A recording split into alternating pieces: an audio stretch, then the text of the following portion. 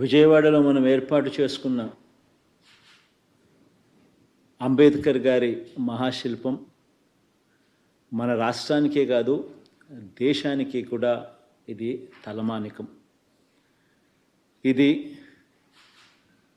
Statue of social justice, ఇది సామాజిక న్యాయ మహాశిల్పం.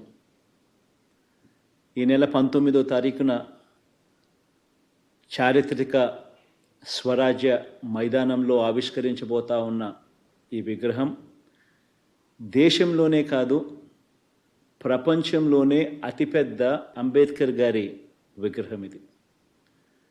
ఇది 81 అడుగుల వేదిక మీద ఏర్పాటు చేసిన 125 అడుగుల మహాశిల్పం.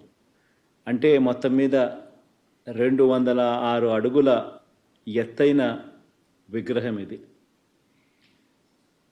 ఆ మహానుభావుడి ఆకాశమంతటి వ్యక్తిత్వం ఈ దేశ సామాజిక, ఆర్థిక, రాజకీయ, మహిళా చరిత్రలన్నీ కూడా మార్చేలా దాదాపు 100 సంవత్సరాల క్రితమే ఆయన వ్యక్తం చేసిన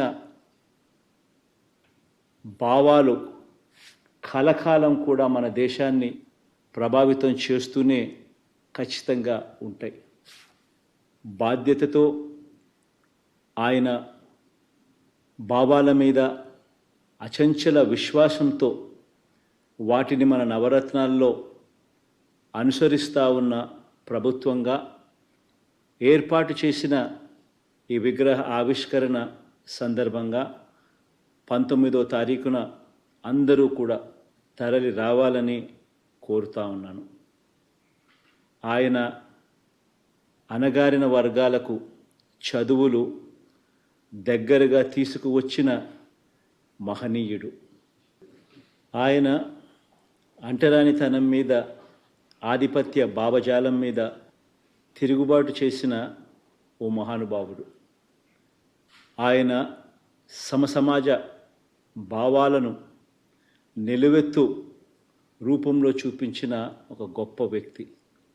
ఆయన రాజ్యాంగం ద్వారా, రాజ్యాంగ హక్కుల ద్వారా నిరంతరం మనల్ని కాపాడే ఓ మహాశక్తి. ప్రతి వాడలో ఉన్న ఆయన విగ్రహం అణగారిన వర్గాలకు నిరంతరం కూడా ధైర్యాన్ని ప్రసాదించే ఓ మహాస్ఫూర్తి.